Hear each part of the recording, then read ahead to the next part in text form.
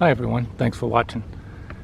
First I want to say thank you to everyone for all the comments and subscriptions, and it's really cool for me. It's a lot of fun to answer them and car talk back and forth.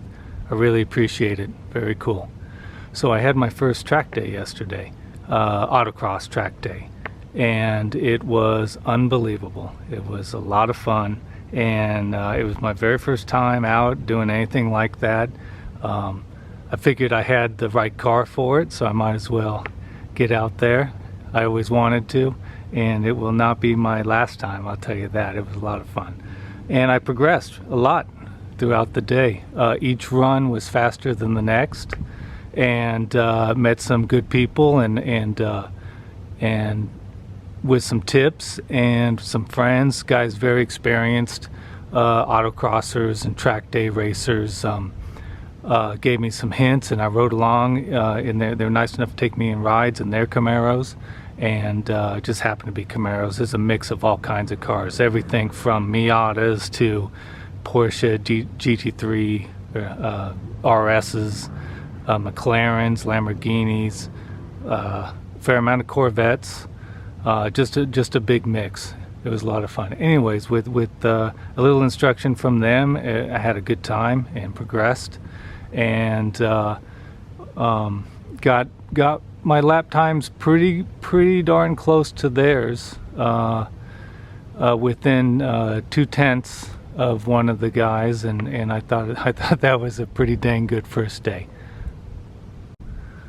So also I'd like to give a little plug to the organization that put on the event, called Speed Ventures at Auto Club Speedway, and I have to say, really impressed with them. Everybody was super friendly, super polite, super helpful. Just a great event. Ran well, and everybody was safe. Everybody had fun. Didn't have to pick up cones or anything like that. They had their own track workers. Just a real good event. Speed Ventures was the name. And you can tell by my tires, I don't know if you can see that, but they're track day tires. They're all wrinkled up. I'm sure I can get another event from this set, but but I'll probably be changing to something else after this. These are only 100 tread wear tires, very specific, street legal, but very specific track tires, and you know, for the cost of them, all of them, you know, in the same general area as far as price goes. I'll probably look for something in the 200 range. Some of the friends I met and made out there recommended some tires, still real grippy, but with better wear characteristics, so I'll be looking into those. One was a B.F. Goodrich, and one was a Bridgestone that they recommended. So as you can see, my beauty took no damage. Maybe hit a cone or two, but nothing too bad. No damage to the car whatsoever.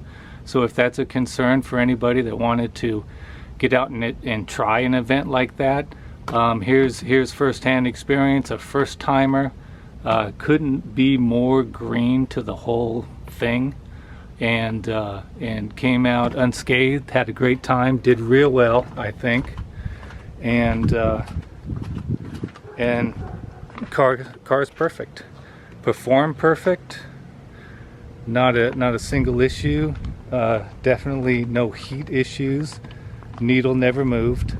So the car is just fantastic for that. Just a little bit more about the event. I think they're all ran similar. Basically, it's a track outlined with chalk and cones. So if you run wide, there's no walls, there's no barriers to run into. There's no other cars on track, which was awesome for me. You know, being a newbie novice, but. Had no problems. No one did. Some big spins, but everybody was fine. I think I saw a Miata go around maybe 2.5, 3 times in a spin, but he was fine. Then continued his lap. You know, picked up some cones, and that was that. So if anybody is interested, it was just a lot of fun. I'd also like to say that if anybody is nervous about it, I tell you what, I went out there and they were all super cool about it, and I said, hey, I've never done it. I don't know the track, so don't, you know, I'll be going slow, and they was, of course, man, don't even sweat it, you know, learn the track, and then and like I said earlier, progress faster every lap. And my last lap was my fastest lap, and it was down into the fast guy range. So well, you know, relatively speaking, I guess.